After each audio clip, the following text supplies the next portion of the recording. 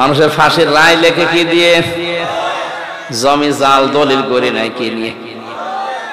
একটা মানুষকে সাদা থেকে কালো বানিয়ে দেয় কি দিয়ে? যত কিছুর মূলে আপনি হাত দিয়ে দেখবেন কলম। এই তিনটা দেশে ডক্টর আব্দুল্লাহ জাহাঙ্গীর মানে প্রায় 500-র উপরে জাল হাদিস প্রমাণ করেছেন যে এগুলো হাদিস না, মানুষের মুখের কথাকে মানুষ হাদিস বলে চালিয়ে দেয়। এরকম প্রায় 550-র উপরে উনি হাদিস এনেছে, হাদিসের নামে জালিয়াতি ডক্টর আব্দুল্লাহ জাহাঙ্গীরের লেখা। এই বইটা যদি শিক্ষিত মানুষ পান কিনে দেখবেন কত কিছু বানানো চলছে, বিশেষ করে এই তিনটা দেশে। তাহলে তাফসীর করলে ওই নিয়ম নীতি ইবাদত বলে টিকবে না, সব বাতিল হয়ে যাবে। এতদিন পর্যন্ত যারা ওটা ইবাদত মনে করে করছে তারা আমারে ভালোবাসবে? বলেন বলেন বলেন। ওই মানুষগুলো তখন মন খারাপ হবে, বলবে এ কি বলে?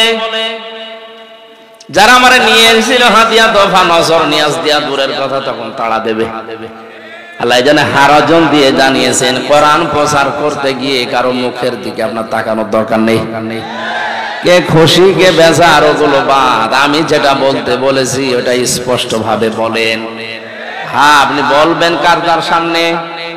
আল্লাহ পাক বলেন, হে নবী, এই কোরআন, এই জিকির, এই উপদেশ বাণী আপনাকে আমি দিয়েছি, এটা শুধু সোমা খাবেন। হ্যাঁ, স্পষ্ট ভাষায় আপনি বর্ণনা দেবেন, ব্যাখ্যা করবেন। কাদের সামনে? লিন্নাস, মানুষের সামনে। কার সামনে? এই যে লাম শব্দটা আরবি গ্রামার অনুযায়ী তাফসিরে ব্যবহার হয় 13টা অর্থে। এর 1 নাম্বার অর্থ হচ্ছে লাম ব্যবহার করা হয় জীবিত মানুষদের জন্য। তাহলে কোরআন প্রচার করা লাগবে জীবিত মানুষদের সামনে না মরা মানুষের সামনে? তার ভেতরে অন্যতম আউয়ালু মা খালাকাল্লাহু নূরি, সর্বপ্রথম আল্লাহ নবীজির নূর বানিয়েছেন। এটা মিথ্যা কথা। এটা একটা আরবি প্রবাদ, এটাকে হাদিস বলে অনেকে চালিয়ে, বিশেষ করে কুমিল্লা, ফেনী এই লাইনের অনেকে ওয়াজ করছে সুর দিয়ে, সর্বপ্রথম আল্লাহ নবীর নূর বানিয়েছেন, ওনারে না বানালে কিছুই বানাতেন না।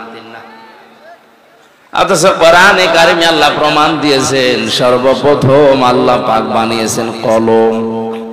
কি? নুন